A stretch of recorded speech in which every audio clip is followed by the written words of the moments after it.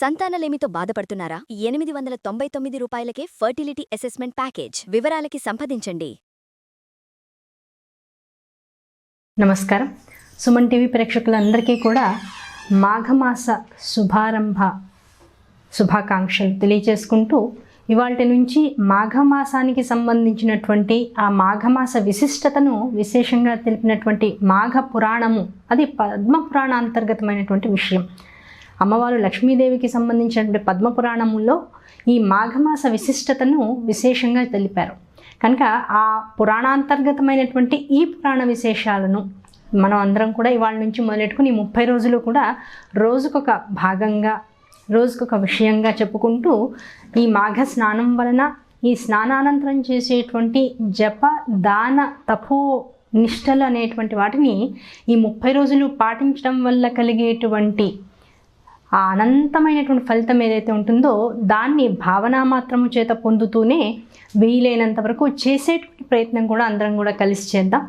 చేయగలిగినటువంటి దానిలో వినదగినటువంటి దాన్ని భావిస్తూ ఆ సంకల్పాన్ని చేస్తూ ఏ మనిషి అయితే త్రికరణ శుద్ధిగా తాను చేయదలుచుకున్నటువంటి దాన్ని, తెలుసుకున్నటువంటి దాన్ని అప్లై చేస్తాడో రియల్ లైఫ్లో, నిజమైనటువంటి జీవితంలో తాను విన్నటువంటి దాన్ని, తెలుసుకున్నటువంటి దాన్ని అప్లై చేస్తాడో అటువంటి వాడి జీవితం ఇప్పుడున్నటువంటి కలి ధర్మాన్ని అనుసరించి అదృష్టవంతములనే చెప్పుకుంటూ ఉండాలి. కనుక ఇప్పుడు మనం చదివేటువంటి మాఘపురాణం, తెలుసుకునేటువంటి విశేషాలు ఇవన్నీ కూడా మన జీవన విధానాన్ని, మన ఆలోచన క్రమాన్ని, దాంతోపాటు రకరకాల పూర్వజన్మల వాసనల వల్ల కొన్ని తప్పు అని తెలిసినా మనం దాన్ని చేస్తూ ఉంటాం. అంటే దాని ఎందు అనురక్తి కలుగుతూ ఉంటుంది. అది తప్పని తెలుసు, అయినా సరే ఆ సమయం సందర్భం వచ్చేటప్పటికల్లా ఇది కావాలి అనేటువంటి జిజ్ఞాస లోపల నుంచి పుట్టి తప్పని తెలిసినటువంటి విషయాన్ని కూడా మళ్ళీ పదే చేస్తూ ఉంటాం. చేసిన తర్వాత మళ్ళీ పశ్చాత్తాపడుతూ ఉంటాం. కనుక ఇలాంటి మనోనిగ్రహానికి ఏమాత్రము లొంగనటువంటి విషయాలు ఏవైతే వాసనామయమైనటువంటి సూక్ష్మ శరీరంతో ప్రారంధ కర్మల ద్వారా ఇతరమైనటువంటి జన్మల నుంచి మనకి సంక్రమిస్తూ వచ్చాయో అటువంటి వాటన్నింటి నుంచి కూడా మనల్ని మనం బయటికి తెచ్చుకోవడం కోసం కూడా ఈ పురాణ శ్రవణం అనేటువంటిది విశేష ఫలితాన్ని ఇస్తుంది. కనుక శ్రద్ధాసక్తులమై మనోచిత్త అహంకార బుద్ధులన్నింటినీ కూడా ఆ పరమేశ్వరుడి పాదాల దగ్గర లగ్నం చేసి ఈ వినేటువంటి భాగాల వల్ల మన మనస్సు పరిశుద్ధమై దాంతోపాటు పశ్చాత్తాపం అనేటువంటి దాన్ని పొంది దాని ద్వారా త్రికరణ శుద్ధి అనేటువంటిది నెమ్మదిగా నెలకొని దాని ద్వారా మనం చేసేటువంటి దైనందిక కార్యక్రమాలలో విశేషమైనటువంటి మార్పులు వచ్చి ఆ మార్పులన్నీ కూడా ఆధ్యాత్మికమైనటువంటి మార్గాన్ని నిర్దేశించడం వైపుకి, ఆ మార్గాన్ని అనుసరించడం వైపుకి కూడా మనల్ని తీసుకువెళ్తుందనేటువంటి ప్రగాఢ నమ్మకంతో ఈ పారాయణని మొదలెట్టుకుందాం. శుక్లాంబరధరం విష్ణుం శశివర్ణం చతుర్భుజం ప్రసన్నవదనం ధ్యాయే సర్వవిఘ్నోపశాంతయే. ఆ వినాయకుడు అనేటువంటి వాడు మనం చేసేటువంటి ఈ ప్రయత్నాన్ని చక్కగా ఆశీర్వదించి మన మనస్సు, బుద్ధి అన్నీ కూడా ఎక్కడా కూడా చంచలము కాకుండా ఉండేటట్లుగా అనుగ్రహిస్తూ మనం చేసేటువంటి కాస్త ప్రయత్నానికి కూడా ఆయన సహకారంతోడై ఇది అనంతమైన ఫలితాన్ని దేశ జనులందరికీ కూడా, హిందువులందరికీ కూడా సంక్రమించేలా చేయాలనేటువంటి ఒక మహాసంకల్పంతో చేసినటువంటి విధానంలో ఆయనకి ముందు నమస్కరించుకున్నాం. చైత్రమాసం నుంచి మన తెలుగు నెలల ప్రకారంగా చైత్రమాసం నుంచి ఫాల్గుణ మాసం దాకా ఉన్నటువంటి 12 నెలలు కూడా విశేషమైనటువంటి తత్వాన్ని కలిగి ఉన్నటువంటివి. దాంతోపాటుగా ఒక్కొక్క నెల కూడా ఋతువులను అనుసరించి, ఋతువులో జరిగేటువంటి రకరకాల మార్పుల్ని అనుసరించి, దాంతోపాటుగా ఆ మార్పుల్ని అనుసరించి జీవుడి యొక్క మనస్సు, బుద్ధి, చిత్తము అనేటువంటివి ఎలా మార్పు చెందుతూ ఉంటాయో దాన్ని అనుసరించి దీన్నంతటిని, అంటే ప్రకృతిని, దేహాన్ని, ప్రపంచాన్ని, ఈ మూడింటిని ఒక రకమైనటువంటి తాటి మీదకి తేవడం కోసం చేసేటువంటి ప్రయత్నంలో ఋషులు, పెద్దలు అందరూ కూడా చాలా శ్రమించి ఈ పురాణాలన్నింటినీ కూడా మనకి చూస్తూ ఉన్నారు. ఈ పురాణాల్లో చెప్పేటువంటిది ఏమిటి? చైత్రమాసం అంటే ఉగాది మొదలు కొత్త సంవత్సరం మొదలవుతూ ఉంటుంది. ఆ కొత్త సంవత్సరం మొదలుకొని మొట్టమొదటి ఏం చెప్పారు? ఆ 9 రోజుల పాటు వసంత నవరాత్రులు అని చెప్పారు. ఆ వసంత నవరాత్రులు ఏం చేయాలి? శ్రీరామనవమి చివరిగా నవమి రోజున వస్తూ ఉంటుంది. ఈ 9 రోజుల పాటు కూడా విశేషమైనటువంటి పూజలు, దాంతోపాటు జప తపములు అనేటువంటివి చెప్తూ ఉన్నారు. దానివల్ల ఏమవుతుంది, మనస్సు ఏకాగ్రతని పొందుతూ ఉంటుంది, చేసేటువంటి పనుల మీద మనస్సు లగ్నం అవుతూ ఉంటుంది. జప తపాదుల వల్ల కలిగేటువంటిది స్థిర చిత్తము అని చెప్పారు. ఆ స్థిర చిత్తము అనేటువంటిది కలగాలి అంటే ఇటువంటి నియమాలు ఏర్పాటు చేసుకో ఆ 9 రోజుల పాటు అని చెప్పారు. చైత్రమాసం అయిన తర్వాత వచ్చేటువంటివి జ్యేష్టము, ఆషాఢము, ఇవన్నీ కూడా వరుసగా వస్తుంటాయి. మధ్యలో చైత్రమాసం తర్వాత వెంటనే వచ్చేటువంటిది వైశాఖ మాసం. ఆ వైశాఖ మాసానికి ఏం చెప్పారు, అంత విశేషమైనటువంటి సూర్య తాపంతో కూడుకున్నటువంటి మాసం ఈ మాసం అంతా కూడా.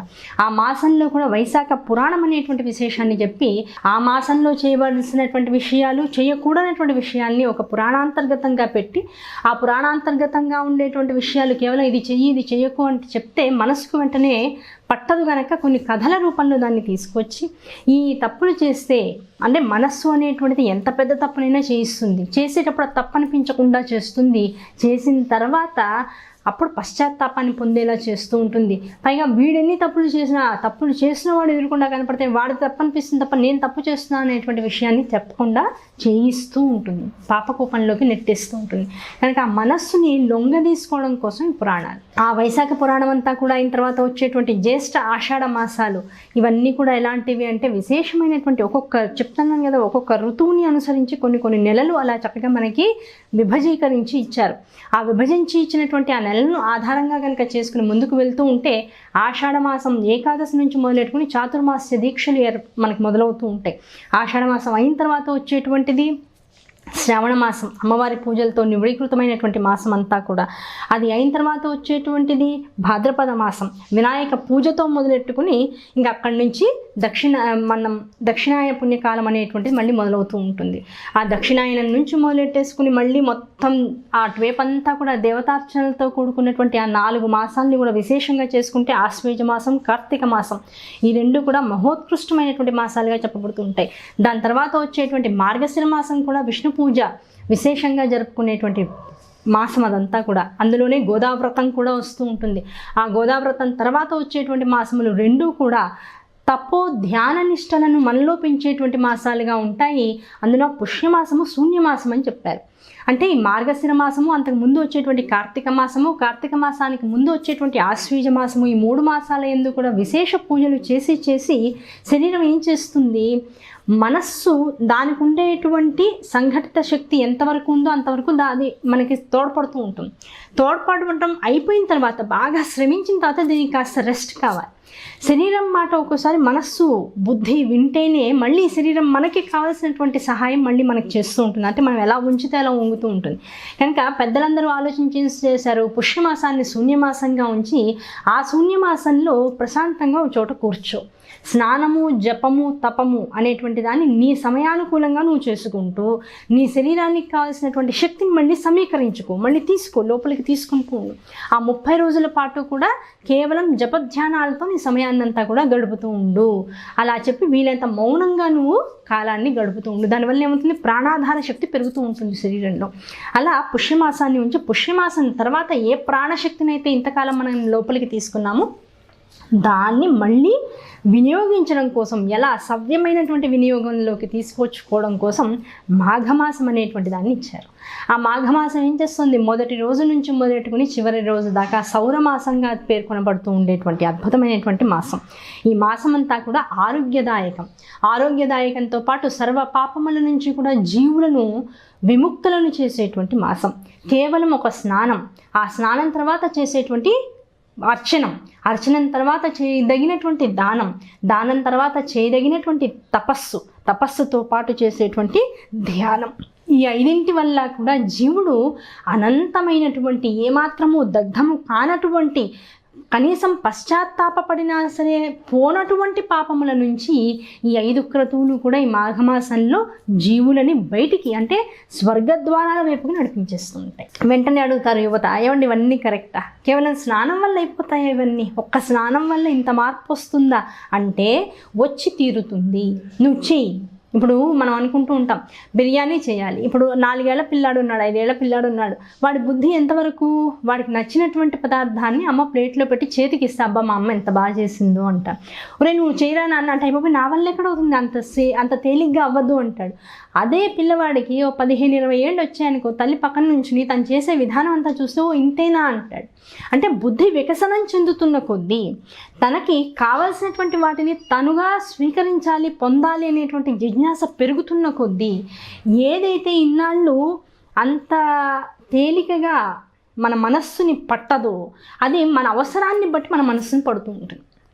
కాలక్రమేణా మనం చేసినటువంటి ఎన్నో రకాలైనటువంటి తప్పుల్ని జాగ్రత్తగా కనుక మనం పరిశీలిస్తూ ఉంటే ఆ పరిశీలనాత్మకమైనటువంటి శక్తి మనలో రేకెత్తి అరే కేవలం ఒక స్నానం అని చెప్తున్నారు ఈ పురాణంలో, ఆ స్నానం వల్ల అరే నేను తెలిసి తెలియకుండా చాలా తప్పులు చేశాను, ఈ తప్పులు అనేటువంటి వాటి నుంచి బయటపడడం కోసం భగవంతుడు నాకు అవకాశం ఇచ్చాడేమో చూద్దాం అనేటువంటి ఒక సంకల్పంతో, ఇక్కడ స్నానము నీకు పుణ్యం ఇస్తుందా, సంకల్పము నీకు పుణ్యాన్ని ఇస్తుందా అంటే సంకల్పమే ముఖ్యం అని చెప్తోంది శాస్త్రం. కనుక దేన్నైతే తెలుసుకున్న తర్వాత ఆ తెలుసుకున్న దాన్ని చెయ్యాలనేటువంటి జిజ్ఞాస నీలో పెరుగుతూ ఉందో, ఆ తెలుసుకున్నటువంటి దాన్ని సంకల్పపూరితంగా ఇవాళ నుంచి నేను ఇలా చేస్తాను అని మనస్సులో భావించి నిజంగా కనుక చేయడం మొదలెడితే ఆ సంకల్ప శుద్ధి, సంకల్ప సిద్ధి నీకు కలిగేలా ప్రకృతి అంతా కూడా నీకు సహకరిస్తూ ఉంటుంది.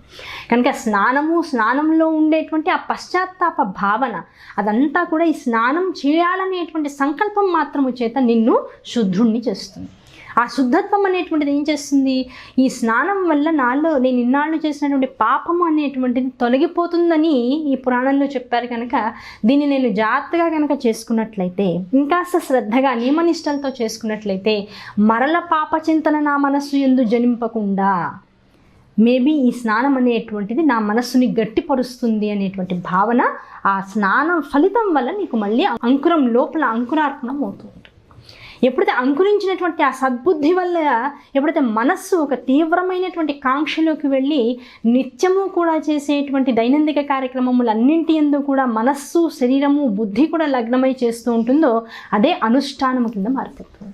నీకు తెలియకుండానే పాపచింతన నుంచి పుణ్యం వైపుకు వెళ్ళాలనేటువంటి ఒక చిన్న కోరిక, ప్రబలమైనటువంటి కోరికతో నీకు తెలియకుండానే నీ 24 గంటల జీవితము కూడా ఆనందదాయకము, యోగదాయకముగా మారిపోతూ ఉంటాయి. ఈ అద్భుతమైనటువంటి స్థితిగతుల్ని మనకు అందించినటువంటి ఈ శాస్త్ర పరిజ్ఞానం ఏదైతే హిందూ ధర్మంలో ఉందో ఆ ఇచ్చినటువంటి ఋషులకు, ఆ ఇచ్చినటువంటి మునులకు కూడా మనసా శిరస వరుస నమస్కరించుకుంటూ ఏ పురోగతి కోసమైతే జీవుడు ఈ జగత్తులోకి వచ్చాడో ఆ పురోగతి, ఆత్మ అనుసంధానం, ఆత్మావలోకనం అనేటువంటి దాని యందు మనస్సు రమింపచేసేటువంటి కథలను ఇంత విశేషంగా మనకు అందిస్తున్నటువంటి ఈ అద్భుతమైనటువంటి ఆ పురాణాన్ని అందించినటువంటి వారందరికీ కూడా నమస్కరించుకుంటూ ముందుకు కనుక వెళ్తే ఏం జరుగుతోంది? ఈ మాఘమాసంలో వచ్చేటువంటి ఈ స్నానానికి ఎందుకు ఇంత ఫలితం? ముందు జాగ్రత్తగా తెలుసుకోవాలి. ఉత్తరాయణ పుణ్యకాలం వచ్చింది. ఎప్పటి నుంచి అంటే సంక్రాంతి నుంచి. ఆ ఉత్తరాయణ పుణ్యకాలం సంక్రమించిన తర్వాత దగ్గర నుంచి ఏం జరుగుతుంది అంటే సూర్యుడు మకర రాశిలోకి తన ప్రయాణాన్ని మొదలెట్టాడు. ఆ మకర రాశిలోకి సూర్యుడు తన ప్రయాణాన్ని మొదలుపెట్టినప్పటి నుంచి ఏమవుతుంది? జపతపాలకు మాత్రమే ప్రాధాన్యత ఇచ్చేటువంటి కాలం అవడంతో ఈ మాఘమాసం సూర్యుడు తన తేజోకిరణాలన్నింటినీ కూడా మొత్తం ప్రపంచం మీద ఎలా ప్రసరింపచేస్తాడు అంటే, మామూలుగా మనం అంటూ ఉంటాం నీలలోహిత కిరణాలు అంటాం, అంటే అల్ట్రావైలెట్ రేస్. ఈ తాపం పెరుగుతున్న కొద్దీ, సూర్యరశ్మి యొక్క తాపం పెరుగుతున్న కొద్దీ ఏమవుతుంది? ప్రపంచం అంతా కూడా సూర్యరశ్మి నుంచి వచ్చేటువంటి కిరణాల నుంచి తమను తాము దాచుకుంటూ ఉంటాయి. సూర్యుడు ఎండలోకి వెళ్లకుండా తమను తాము దాచుకుంటూ ఉంటాయి.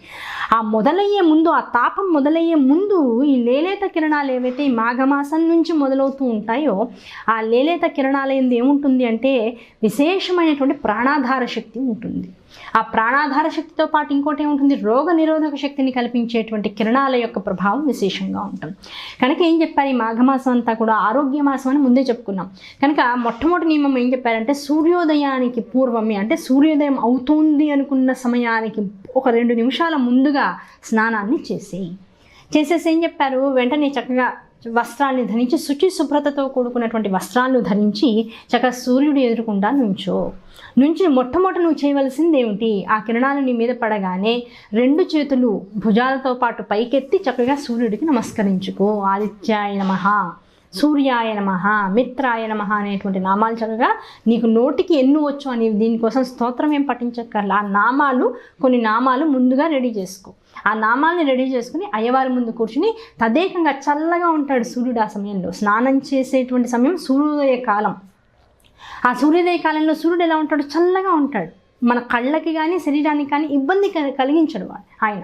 కనుక అటువంటి సూర్యబింబాన్ని తదేకంగా దర్శిస్తూ ఆ కిరణాలను అనుభవిస్తూ ఆ కిరణాల యందు కలిగినటువంటి ఆ సన్నని వెచ్చదనాన్ని అనుభవిస్తూ ఆ వెచ్చదనమే నీలో అనేక రకాలైనటువంటి రోగముల నుంచి నీ శరీరాన్ని బయటికి తీసుకురాగలదనేటువంటి ఒక నమ్మకాన్ని ప్రగాఢంగా విశ్వసిస్తూ మనస్సు పొరల్లో అంతరాంతరాల్లో ఉండిపోయినటువంటి అజ్ఞానము, అవిద్య అనేటువంటి లక్షణాలు కూడా ఈ వెచ్చదనంతో ఆవిరైపోతాయనేటువంటి ఒక భావాన్ని సంపూర్ణంగా నమ్ముతూ ఆ భగవంతుడికి నమస్కరించుకో.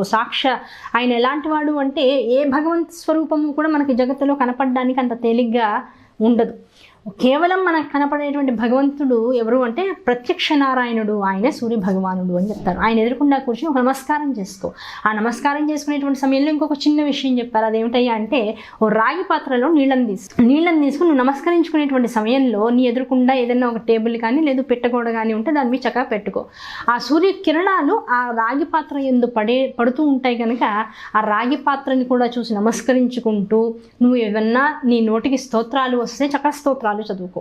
అంతకు మించి ఏమైనా పఠనాలు నీకు తల్లిదండ్రులు నేర్పించినటువంటి వికసనంతో ఆ బుద్ధితో వచ్చినటువంటివి ఏమైనా ఉంటే చక్కటి పారాయణ అక్కడ కూర్చొని నుంచుని అదే విధానంతో చేసుకున్నాక ఈ రాగి పాత్రలో ఉన్నటువంటి నీళ్ళు ఏవైతే ఉంటాయో ఆ నీళ్ళని భూమికి సమర్పించు అని చెప్పాడు. అంటే సూర్యుడికి అర్ఘ్యం ఇవ్వడము అని చెప్తాను దీన్ని. అర్ఘ్యము స్నానము తర్వాత నమస్కారానంతరం చేసేటువంటి అర్ఘ్యప్రదానము. ఈ అర్ఘ్యప్రదానం వల్ల ఏం జరుగుతుంది అంటే సూర్యుడు సంతోషిస్తాడు అని చెప్తుంది. కారణం ఏమిటి? సూర్యరశ్మి వల్ల, సూర్య తేజోకిరణముల వల్ల ఏమవుతుంది? భూమిలో ఉండేటువంటి నీరంతా కూడా ఎవాపరేట్ అయిపోతూ ఉంటుంది. ఆ ఎవాపరేట్ అయిపోయినటువంటి సమయంలో భూమంతా కూడా బీటలు వారుతుంది. తర్వాత వైశాఖ మాసం గ్రీష్మ ఋతువు విశేషంగా పెరిగిన తర్వాత ఏమవుతుంది? భూమి అంతా కూడా ఎండిపోయినట్లు అయిపోతూ ఉంటుంది. ఆ ఎండిపోయేటువంటి సమయానికన్నా కూడా ముందు, ఆ ఎండిపోవడం కూడా అద్భుతమైనటువంటి ఒక ప్రయోగమే. ఆ ఎండినటువంటి ఆ భూమి మీద మళ్ళీ వర్ష ఋతువు రాగానే ఏమవుతుంది? చుక్క పడుతుంది. పడంగానే ఏమవుతుంది? మన వాళ్ళు ఆ వర్ష ఋతువు వస్తుంది అనగానే మొత్తం నాగలి తీసుకుని మొత్తం అంతా దున్నుతారు. ఆ ఎండి పొరలు కప్పినటువంటి ఆ భూమి మీద వర్షపు చుక్క పడంగానే లోపల నువ్వు ఏ గింజ వేసావో అది మొలకలు ఎత్తడానికి మళ్ళీ అవకాశంగా మారుతూ ఉంటుంది. కనుక ప్రకృతి మనకి ఇచ్చేటువంటిదంతా కూడా శుభమే. అటువంటి శుభాన్ని ఆహ్వానించడం కోసం, ఆ శుభం అనేటువంటి దాని యొక్క ఆర్తి ఈ శరీరం కూడా పొందుతుందనేటువంటి విషయాన్ని ప్రకృతికి తెలపడం కోసం సూర్యభగవానుడికి అర్ఘ్యం ఇవ్వడం అనేటువంటిది ఒక ప్రధాన విషయంగా తీసుకుని వచ్చారు. అర్ఘ్యం ఇచ్చిన తర్వాత ఏం చేయాలి? వెంటనే నీకు నచ్చినటువంటి ఒక మంత్రాన్ని తీసుకుని జపం చేసుకో అని చెప్పారు. ఎంతసేపు? నీకు నచ్చినంతసేపు, 5 నిమిషాలు, 10 నిమిషాలు, అరగంట, గంట, హాయిగా ఏ పని బాధ్యత లేదు, గంట సేపు కూర్చో. రోజంతా కూర్చో, కాదన్న వాళ్ళు ఎవరు? బాధ్యతలు ఉన్నాయి, కనీసం 5 నిమిషాల పాటు చెయ్యి. నీకు నచ్చినటువంటి ఒక నామాన్ని ప్రశాంతంగా కళ్ళు మూసుకుని, ఆ సూర్యుడి వైపు చూడకుండా కళ్ళు మూసుకుని అక్కడే నుంచి కాసేపు జపం చేసుకో. ఇటువంటి క్రతువుల వల్ల కలిగేటువంటిది ఏమిటి అంటే మానసికమైనటువంటి శుద్ధి. దాంతోపాటు ఏం చెప్పాడు? జీవుల్లో ఏ శక్తినైనా సరే ప్రకృతి విరుద్ధమైనటువంటి శక్తులు ఇప్పుడు అనంతంగా వస్తున్నాయి. కాలుష్యం పెరిగిపోతుంది. కాలుష్యంతో పాటు మనస్సు కాలుష్యం కూడా, మనో కాలుష్యం కూడా పెరిగిపోతుంది. బంధాల మధ్య, బంధుత్వాల మధ్య, అన్నింటి మధ్య కూడా కాలుష్యం పెరిగిపోతుంది. ఈ కాలుష్య నీడలు ఎప్పుడైతే మనస్సుని, శరీరాన్ని, ప్రపంచాన్ని కూడా చుట్టుముట్టేస్తూ ఉన్నాయో ఆ కాలుష్యాన్ని ఎదుర్కొనేటువంటి శక్తి వీడిలో పెరగాలి. ఆ పెరిగేటువంటి సామర్థ్యం వీడికి రావాలి అంటే కూడా ఈ మాఘ వ్రత ఆచరణ అనేటువంటిది చాలా విశేషమైనటువంటి నియమంగా చెప్తూ వచ్చారు. కనుక ఈ శక్తి మళ్ళీ మనల్ని ఒక సంవత్సర కాలం పాటు మనం నడిపించాలి. అంటే మాఘమాసంలో మొదలైన తర్వాత ఈ శక్తిని 30 రోజుల పాటు రోజు నియమబద్ధంగా స్వీకరిస్తూ కనుక ఏ మనిషి అయితే ఉంటాడో తర్వాత వచ్చేటువంటి ఫాల్గుణ మాసం ఈ సంవత్సరానికి అంతటి కూడా చివరి మాసం. ఆ చివరి మాసం అంతా చేయవలసినటువంటి క్రతువులు మొత్తం సంవత్సరంలో 11 నెలల పాటు ఎన్ని పండగలు, ఎన్ని రకాలైనటువంటి వ్రతాలు, నోములు వచ్చాయో ఫాల్గుణ మాసంలో కూడా మళ్ళీ ప్రతిరోజుకి విశేషతత్వంగా అన్ని పండగలు, అన్ని పూజలు కూడా వస్తూ ఉంటాయి. అది ఎవరు గమనించరు యాక్చువల్గా. ఆ ఫాల్గుణ మాసం తర్వాత మళ్ళీ మొదలయ్యేది చైత్రమాసం. ఆ చైత్రమాసం నుంచి మొదలెట్టుకుని మళ్ళీ మాఘమాసం ఆ రౌండ్ సర్కిల్ తిరిగేదాకా కూడా ఈ జీవులో ఈ జీవశక్తి, ప్రాణశక్తి ఈ రెండు కూడా సమున్నతమైనటువంటి స్థితిలో నిలవాలి అంటే మాఘ వ్రతాచరణ అనేటువంటిది చెయ్యాలి. దానివల్ల రీఛార్జ్ చేసినటువంటి ఒక సెల్ ఫోను 24 గంటల సమయం ఒక జీవుడు వెంటనే తిరుగుతూ వాడికి కావాల్సినటువంటి సకలమైన సదుపాయాల్ని ఎలా వాడికి అందిస్తూ ఉంటుందో, గూగుల్ కావాలంటే ప్రపంచాన్ని చుట్టి వస్తుంది, కాల్ చేయాలి అంటే ఎంత దూరంలో ఉన్న వాళ్ళకైనా కాల్ చేస్తుంది, ఎస్టీడీ మొత్తం దేశాలు విదేశాలు కూడా దాటిపోతుంది, అవునా కదా. మెసేజ్ చేయాలంటే ఎంతటి వరకైనా చేస్తూ ఉండొచ్చు. అలాగే మనిషిని చూస్తూ మాట్లాడాలి అంటే రకరకాల అవకాశాలు, యాప్స్ కూడా దాంతో ఉన్నాయి. ఇవన్నీ కూడా ఒక 24 గంటలు మనతో ఉండి ఒక సెల్ ఫోన్ మనకి సహకరించాలంటేనే దాన్ని ఒక గంట సేపు ఛార్జింగ్ చేయాలంటే మరి ఈ జీవుడు 12 నెలల పాటు అవిరామంగా తనకి నిర్వహింపబడినటువంటి, తనకి విధింపబడినటువంటి ఏ క్రతువులనైతే ధర్మబద్ధంగా, ఆచారబద్ధంగా, శుచిబద్ధంగా చేస్తూ ముందుకు నడవాలో అటువంటి శక్తి వాడు సమున్నతంగా స్వీకరించాలి అంటే ఒక నెల రోజుల పాటు ఇటువంటి ఆచరణ చేసి తీరాల్సిందే. ఆ చేసి తీరాల్సినటువంటి ఆ క్రమబద్ధీకరించబడినటువంటి ఆ విధానం సూర్యుడి నుంచి పొందవలసిందే. ఆ పొందడం కోసమే మాఘమాసాన్ని ప్రత్యేకంగా విధించారు. కనుక ఈ మాఘ స్నానము కానీ ఈ విశేషమైనటువంటి రోజులు ఏవైతే ఉన్నాయో, ఈ మాఘమాసంలో మొట్టమొదటి వచ్చేటువంటి రోజు నుంచి చిట్ట చివరి రోజు దాకా వచ్చేటువంటి విశేషమైనటువంటి తిథుల్ని మనం జాగ్రత్తగా చూసుకుంటే మాఘ బహుళ చవితి అనేటువంటిది సంకష్టహర చతుర్థి అనేటువంటి క్రమంగా మనం పాటిస్తూ ఉంటే, దాంతోపాటు ఆ రోజునే తిల చతుర్థి లేదు కంద చతుర్థి అని కూడా పిలుస్తూ ఉంటారు. ఈ రోజున వినాయకుడిని కనుక విశేషంగా ఆరాధించినట్లయితే సకలమైనటువంటి బంధనాలు లేకపోతే గణములు ఏవైతే ఇబ్బంది పెట్టేటువంటి విషయాలు ఏవైతే మనకి జీవితంలో ఉన్నాయో అవన్నీ కూడా తొలగిపోయేటువంటి అవకాశం ఉంటుంది అని పెద్దలు చెప్తూ ఉంటారు. అటువంటిది అలాగే శ్రీ పంచమి, మాఘమాసం మొదలైనటువంటి తర్వాత 5వ రోజు శ్రీ పంచమి, అదే సరస్వతీదేవి యొక్క జన్మ నక్షత్రంగా చెప్తూ ఉంటారు. ఆ రోజున అక్షరాభ్యాసం చేయించడం పిల్లలతో, అలాగే ఏదైనా ఒక కొత్త రకమైనటువంటి పురాణాన్ని ఆ రోజు నుంచి మొదలెట్టి చక్కగా చదువుకుంటూ ఉండడం, వేదాభ్యాసనం చేస్తూ ఉండడం, దాంతోపాటుగా శాస్త్రబద్ధమైనటువంటి విషయాలను గురువుల నుంచి స్వీకరించడానికి అత్యుత్తమమైనటువంటి రోజుగా ఆ రోజుని పరిగణిస్తూ ఉంటారు పెద్దలందరూ కూడా. కనుక ఆ శ్రీ పంచమి అనేటువంటిది 5వ తిథి అనేటువంటి పంచమి తిథి రోజు రావడం, అది అయిన తర్వాత వ్రత క్రమానుకరణం, వ్రతాన్ని క్రమంగా అనుసరిస్తూ కనుక ముందుకు వెళ్తూ ఉంటే ఆదివారాలు అనేటువంటివి వస్తూ ఉంటాయి. వారం మధ్యలో ఆదివారం అనేటువంటిది వస్తుంది. ఈ మాఘమాసంలో అతి పెద్దదైనటువంటి విశేషమైనటువంటి రోజు ఏదైనా ఉంది అంటే అది మాఘపు ఆదివారము. ఆ మాఘపాదివారాల వ్రతాలు కూడా చేస్తూ ఉంటారు పెద్దవాళ్ళందరూ, ఆడవాళ్ళందరూ కూడా. కనుక ఆ మాఘపాదివార వ్రతాన్ని విశేషంగా చేసుకోవడం అనేటువంటిది, ఆ రోజున సూర్యారాధన చేయడం అనేటువంటిది. ఇంకో ప్రత్యేకమైన విషయం ఏమిటి అంటే ఈ 30 రోజులు కూడా విశేషంగా రోజు సూర్య నమస్కారాలు కనుక చేసుకున్నట్లయితే ఆ సూర్యుడికి గోధుమ రవ్వతో చేసిన, బెల్లంతో చేసినటువంటి ప్రసాదాన్ని కనుక నివేదించి నిత్యము ఈ 30 రోజులు కూడా ఎవరైతే ఆ ప్రసాదాన్ని స్వీకరిస్తారో సూర్య నమస్కారాల అనంతరం, అటువంటి వాడి శరీరము వజ్రముతో సమానమైనటువంటి దేహంగా మారిపోతుంటారు. అంటే ఇంకా వాడి శరీరాన్ని ఏది కూడా కబళించలేదు, రోగము కావచ్చు, ఆందోళన కావచ్చు. కనుక అటువంటి శరీరాన్ని పొందినటువంటి వాడిగా మారుతూ ఉంటాడట. కనుక ఇటువంటి అద్భుతమైనటువంటి రోజులు ఉన్నటువంటి రోజు ఈ రోజు. అలాగే సప్తమి తిథి వచ్చేటప్పటికీ ఆ రోజుని రథసప్తమి అనేటువంటి పేరుతో పిలుస్తూ ఉంటాం. ఆ రోజున శరీరం మీద ఈ బ్రహ్మరంధ్రం దగ్గర, అలాగే భుజముల మీద జిల్లేడు ఆకుల్ని, అలాగే రేగు పండుని, చిక్కుడు ఆకుల్ని కూడా పెట్టుకుని స్నానాన్ని చేస్తూ ఉంటాం. ఆ స్నానం ఎందుకు, వాటి వల్ల ఏం కలుగుతుంది అంటే జిల్లేడు, చిక్కుడు అనేటువంటివి సూర్య ప్రాణశక్తిని మనకు కూడా అందించగలిగేటువంటి అద్భుతమైనటువంటి శక్తి కలిగినవి. అలాగే మనలో రోగ నిరోధక శక్తిని పెంపొందించేటువంటి కెమికల్ పదార్థాలు వాటిలో చాలా ఉంటాయి. ఈ శరీరానికి ఒక రక్షణ కవచంగా వాటితో స్నానం కనుక చేసినట్లయితే ఆ రక్షణ కవచం మనల్ని కాపాడుతూ ఉంటుంది. ఆ ప్రాణశక్తి అధికంగా ఉన్నటువంటి వాడిని మనం దగ్గరగా ఉంచుకోవడం అనేటువంటి ఒక అభ్యాసం చేయించడం కోసం ఆ 3తో ఆ రోజు స్నానం చేయమని చెప్తారు. అలాగే రేగు పండుని ఆ మాసం అంతా కూడా శ్రీహరి అర్చనలో కనుక వినియోగించినట్లయితే, నివేదనగా దాన్ని స్వీకరించినట్లయితే సప్తధాతువులు కూడా ఆనందాన్ని పొందుతాయి, లోపల వృద్ధి చెందుతాయి అని చెప్తూ ఉంటారు పెద్దలు. కనుక ఈ 3 పదార్థాలు కూడా విశేషమైనటువంటి ఆరాధనా విషయాలు. అలాగే ఈ రథసప్తమి రోజున ఇంకో విషయాన్ని ఏం చేస్తూ ఉంటామంటే చిక్కుడు ఆకులని స్నానానికి, నివేదనకి కూడా ఉపయోగిస్తాం. నివేదన ఎలా చేస్తాము అంటే ఆవు పాలతో చక్కగా అయ్యవారికి సూర్యనారాయణ ఎదురుకుండా పెట్టుకుని చక్కగా పొంగించి వాటిని అందులో పరవాన్నం అనేటువంటి దాన్ని చేసుకుంటాం బెల్లంతో. ఆ చేసుకున్నటువంటి ప్రసాదాన్ని ఈ చిక్కుడు ఆకు మీద పెట్టి భగవన్ నివేదన చేసి, ఆ భగవన్ నివేదన చేసినటువంటి వాటిని అగ్నికి సమర్పించిన తర్వాత మిగిలినటువంటి ఆకుల్ని ఈ ఇంట్లో ఉన్నటువంటి వాళ్ళందరూ కూడా చక్కగా నాలుగుతో నాకి, ఆకుతో ఉన్నదాన్ని డైరెక్ట్గా నాలుగుతో నాగాలి. దానివల్ల ఏం కలుగుతుంది అంటే అమృతత్వము అని చెప్పారు. దానిలో అమృతం ఉంటుందిట. ఆ అమృతంతో కూడుకున్నటువంటి ఆ వేడి పాలతో కూడుకున్నటువంటి ప్రసాదాన్ని దాని మీద వేసేటప్పటికల్లా ఈ ప్రసాదంలోకి ఆ చిక్కుడాకులో ఉండేటువంటి అమృతతత్వం అంతా కూడా వచ్చి చేరుతుంది. దాన్ని నాకడం వల్ల మళ్ళీ వీడికి అపమృత్యు దోషము కానీ ఏదైనా ఒక రోగం వల్ల దేహం ఇంకా పడిపోతుందనేటువంటి ఇబ్బంది నుంచి కానీ ఇంకా బయటపడేటువంటి అవకాశం ప్రకృతి కల్పిస్తూ ఉంటుంది అని చెప్తూ ఉంటారు. అలాగే ఏం చేస్తారు, ఈ చిక్కుడాకులతో ఎలాగైతే నైవేద్యం పెడతామో చిక్కుడు కాయలు కూడా ఆ రోజు తీసుకొస్తాం, తెచ్చి వాటిని బండ్ల రూపంలో చక్క పుల్లలతో అల్లి బళ్ళుగా చేస్తాం.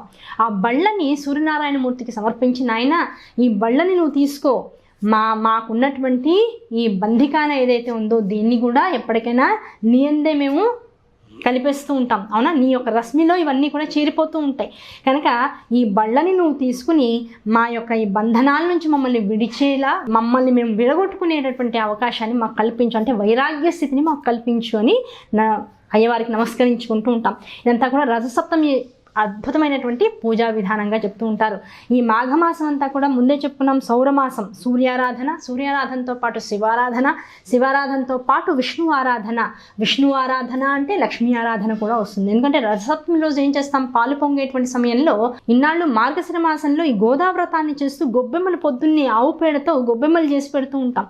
ఆ గొబ్బెమ్మలన్నిటిని ఏం చేస్తాం, మధ్యాహ్నానికల్లా చక్కగా ఇలా అదిమేసేసి ఎండబెడుతూ ఉంటాం. వాటిని ఏమంటారు, పిడకలు అంటారు.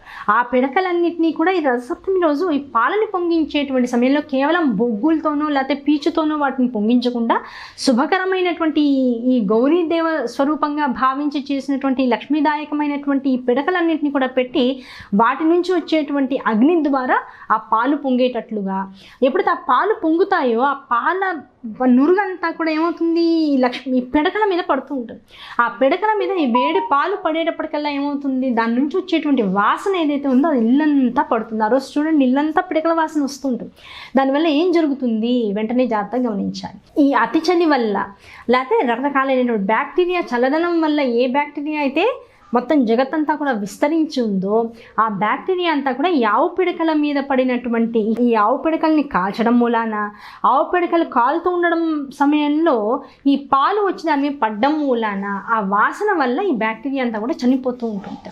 దాంతోపాటుగా ఊపిరితిత్తులకు కానీ గుండెకి కానీ ఏదైనా విపరీతమైనటువంటి ఇబ్బంది ఉన్నట్లయితే ఈ వాసన పీల్చడం ద్వారా కూడా దాని నుంచి బయటపడేటువంటి అవకాశాలు జీవులందరికీ కలుగుతాయి. కనుక ఈ మాఘమాసం అంతా కూడా ఆవు పిడకల్ని కాల్చి వాటితో ఆ అగ్నితో ఆవు పాలని కనుక పొంగించి 30 రోజులు కూడా పాయసం చేసుకుని కనుక నిత్యము అదొక ప్రసాదంగా బాగా కప్పులో పెట్టుకుని బాగా తినడం కాదు, ప్రసాదం అంటే ప్రసాదం అరచేతిలో వేసుకుని చక్కగా తింటూ ఉండడం. లేదు 30 రోజులు చిక్కుడాకులు దొరికేటంత అవకాశం అనుకుంది, రోజు చిక్కుడాకు మీద వేయండి, చక్కగా రోజు స్వీకరిస్తూ ఉండండి. దీన్ని మించినటువంటి సెక్యూరిటీ కానీ, దీన్ని మించినటువంటి ఇంకో ట్యాబ్లెట్ కానీ, డాక్టర్ కానీ ఇంకా ప్రపంచంలో లేరు అని చెప్పవచ్చు. కనుక ఇంత అద్భుతమైనటువంటి మాసం ఈ మాసం అంతా కూడా. అలాగే ఈ మాఘమాసంలో చేసేటువంటి స్నానము సూర్యోదయంతో పాటుగా చేయమన్నారు. ఈ మాసంలో ఈ స్నానం వల్ల కలిగేటువంటి ఫలితం ఏమిటి అంటే సర్వపాపములు కూడా నశించిపోతాయి. ఆ సర్వపాపములు నశించడమే కాకుండా ఇహపర సౌఖ్యాలు కూడా లభిస్తాయట. కనీసం పక్షంలో ఇప్పుడు ఏదో నది, వాపి, కూప, తటాకాలు అని చెప్తూ ఉంటాం. అంటే బావి దగ్గర కానీ, ఓ సరస్సు దగ్గర కానీ, నది దగ్గర కానీ, అబ్బా ఇంకా అవకాశం అదృష్టం ఉంటే సముద్రంలో కానీ, వీటి 4 ఎప్పుడు కూడా స్నానం చేస్తే ఉత్తమం. లేదండి అవకాశం లేదు, మేము సిటీల్లో ఉంటున్నాం, ఇవేవి మాకు అందుబాటులో లేవు, మేము ఇంట్లో మాకు ట్యాప్ తిప్పితే బయట పైన ఉన్నటువంటి సింక్లోంచి మాకు నీళ్ళు వస్తూ ఉంటాయి, ఇంతే మేము చేయగలిగింది మాకు ఏమన్నా చెప్పండి, మా ఆరోగ్యం బాగాలేదు కానీ మాకు మీరు చెప్పేటువంటి మాఘపురాణంలో చెప్పినటువంటి మాఘ స్నానాన్ని రోజు చేయాలని ఉందనుకుందాం అనుకోండి, ఇంకేమీ లేదు, చక్కగా వేడినీళ్ళు వేసుకోండి. సూర్యోదయారంభ సమయంలో ఆ వేడినీళ్ళని చక్కగా తిప్పుకుని మీ అనారోగ్య స్థితిగతులన్నింటినీ కూడా దృష్టిలో పెట్టుకుని చెప్పినటువంటి విశేషాలు కనుక ఆ వేడినీళ్ళని చక్కగా పోసుకుంటూ ఉండండి. పోసుకున్న తర్వాత ఏం చేయాలి, సూర్య నమస్కారం చేసుకోవాలి, సూర్యుడికి అర్ఘ్య ప్రదానం చేయాలి. దాంతోపాటుగా సూర్యుడి స్తోత్రం ఏదైనా ఒకటి చదువుకోగలిగితే చదువుకోవాలి, కాసేపు జపం చేసుకోవాలి, ఏదైనా తపస్సు కాసేపు మౌనంగా ఉండగలగాలి. దానం ఏదైనా కనుక ఈ 30 రోజులు కూడా రోజుకి ఒక నియమానుసారంగా కనుక చేసుకున్నట్లయితే మీ సకలమైనటువంటి కోరికలు ఇహపరమైనటువంటివి 2 చెప్తున్నారు. ఇహంలో నీకు కావాల్సినటువంటి సుఖాలు, భోగాలు, భాగ్యాలు లభిస్తాయి. ఎప్పుడైతే దేహం పడిపోతుందో ఇహ సౌఖ్యాలన్నీ కూడా అనుభవించిన తర్వాత ఈ దేహం పడిపోయేటువంటి సమయం ఎప్పుడు వస్తుందో ఆ సమయం ఆసన్నమైన తర్వాత ఏం జరుగుతుంది, పరము అంటే మోక్షాన్ని కూడా పొందేటువంటి అవకాశం ఈ స్నానం అనేటువంటి దానివల్ల మనందరికీ కూడా సంక్రమిస్తూ ఉంటుంది అని పెద్దలు చెప్తూ ఉంటారు. కనుక ఇంత అద్భుతమైనటువంటి రోజు ఇందులో కనీసం ఏమండి మాకు చేయాలని కోరికగా ఉంది కానీ మొత్తం 30 రోజులు అంటే మా వల్ల కాకపోవచ్చు అంటే దానికి కూడా రెమెడీ చెప్పారు. చెప్పాడు. ఏదో ఒకటి నువ్వు చెయ్యవయ్యా చాలు. ఎంత ఋషులు ఎంత కారుణ్యమూర్తిలో చూడండి. కనీస పక్షంలో నువ్వు 30 రోజులు చేయకపోతే మొట్టమొదటి రోజు పాడ్యం, రెండో రోజు విధియ, మూడో రోజు తదియ, అయిపోయిందా? అలాగే బహుళంలో కూడా మొదటి పాడ్యమి, రెండవ విధియ, మూడవ తదియ. అలాగే చివరి 3 రోజులు త్రయోదశి, చతుర్దశి, పౌర్ణమి, త్రయోదశి, చతుర్దశి, అమావాస్య. మొత్తం ఈ 6 మొత్తం 12 రోజులు స్నానం చేయి. కుదరలేదంటావా మొదటి 3 రోజులు చేయి, చివరి 3 రోజులు చేయి, మొత్తం 6 రోజులు చేయి. అది కూడా కుదరలేదంటావా 2 ఏకాదశులు వస్తాయి, ఆ 2 ఏకాదశులు చేయి. అది కూడా కుదరలేదంటావా పౌర్ణమి, అమావాస్య 2 రోజులు చేయి. అది కూడా కుదరలేదు, ఒక పౌర్ణమి స్నానం కనీసం చేయి. అదే మహామాఘి అని చెప్తుంటారు ఆ రోజున. కనుక ఇటువంటి స్నానం వల్ల కలిగేటువంటిది ఏమిటి అంటే విశేషమైనటువంటి పాపనాశనం. కనుక ఈ మాఘమాసం అంతా చేసేటువంటి ఈ వ్రతాచరణ వల్ల కలిగేటువంటి ఏమిటి అంటే అద్భుతమైనటువంటి పాపనాశనం కలుగుతుంది. అలాగే ప్రయాగ, గంగా వంటి తీర్థ క్షేత్రాలలో గనక స్నానాన్ని చేయగలిగినట్లయితే కలిగేటువంటి ఫలితం అంటే ఇంతింతని చెప్పడానికి అసలు శృతులు రెడీగా లేవుట. వాటికి కూడా అసలు అవకాశం లేదు, అసలు అంత ఫలితం వస్తుంది అని చెప్తున్నారు. కనుక కేవలం నమ్మకంతో, కేవలం చెప్పిన విధానాన్ని చెప్పినట్లుగా కనుక పాటిస్తూ ఈ వ్రతారంభాన్ని కనుక మొదలెట్టినట్లయితే విశేషమైనటువంటి ఆనందం మన సొంతమవుతుంది అని ప్రపంచం మొత్తం జగత్తంతా కూడా మనకి అనుకూల్యంగా మారుతూ ఉంటుందని, ప్రకృతి వైపరీత్యాల నుంచి, శరీరగతమైనటువంటి రోగాల నుంచి మనం విముక్తులం అవుతామని అనేటువంటిది ఈ అద్భుతమైనటువంటి విషయం.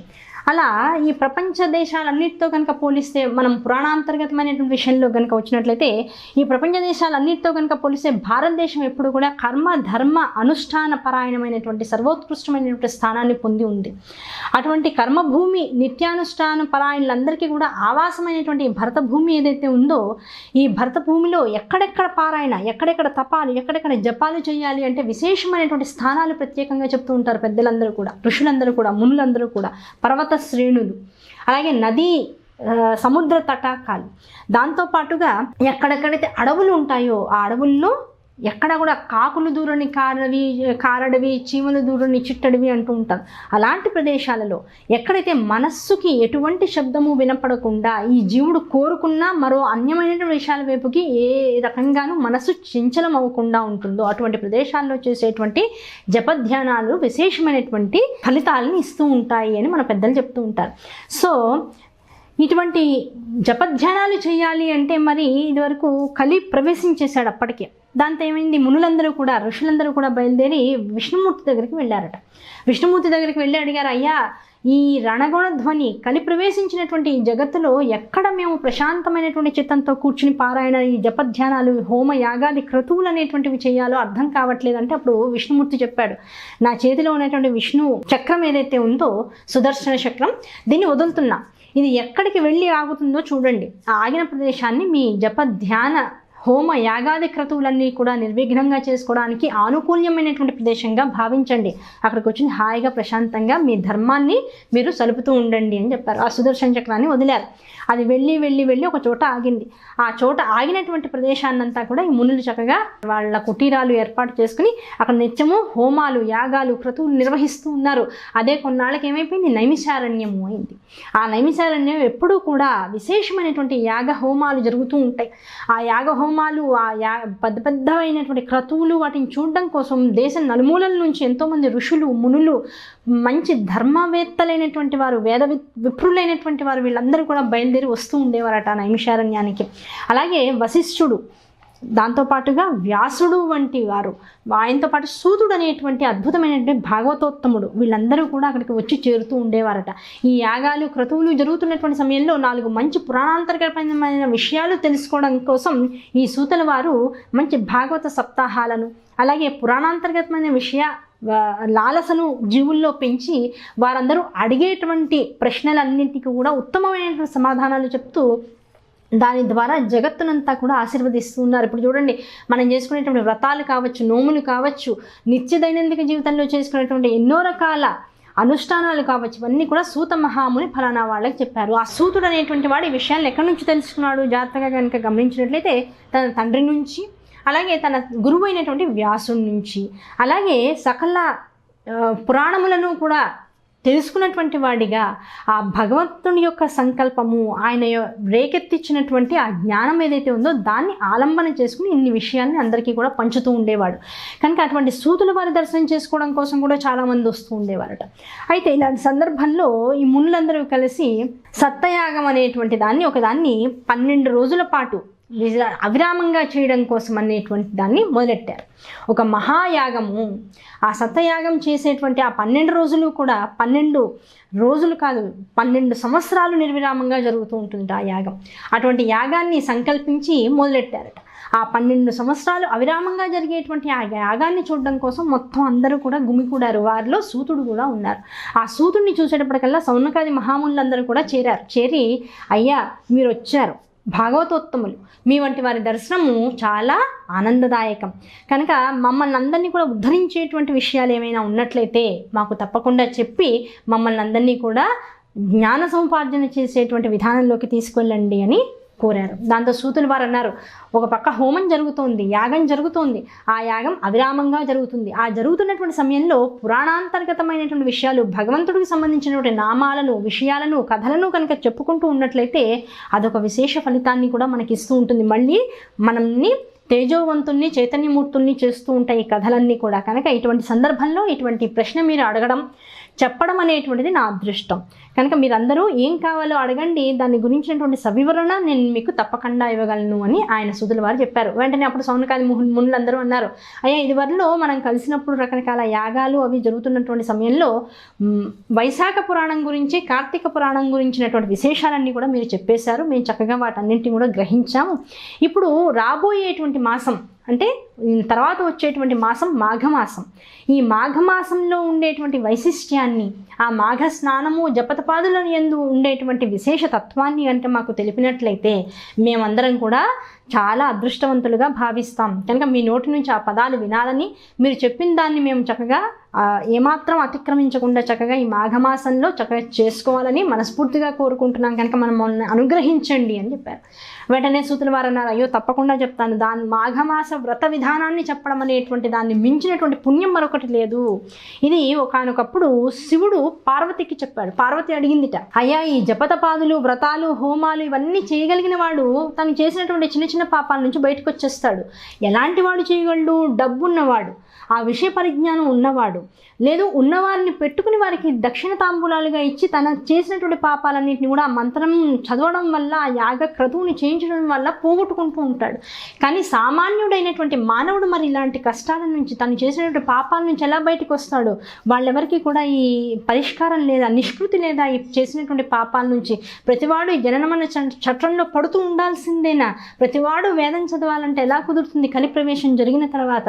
కనుక సామాన్యుడైనటువంటి గృహస్థుకి ఈ చిన్న చిన్న పాపాల నుంచి బయటపడేటువంటి అవకాశం ఏదన్నా ఉందా అసలు జగత్తులో? కేవలం వేదం చదువుకున్న వాడు ఒక్కడే బాగుపడాలా అని ఓ రోజు పాపం అడిగినప్పటికీ శివుడు చెప్పారు, అమ్మ ఒక విషయం చెప్తాను పార్వతి, జగత్తంతా కూడా వేదము ద్వారానే ఆవిష్కృతమైంది. శబ్దములన్నీ వేదము నుంచే వచ్చాయి.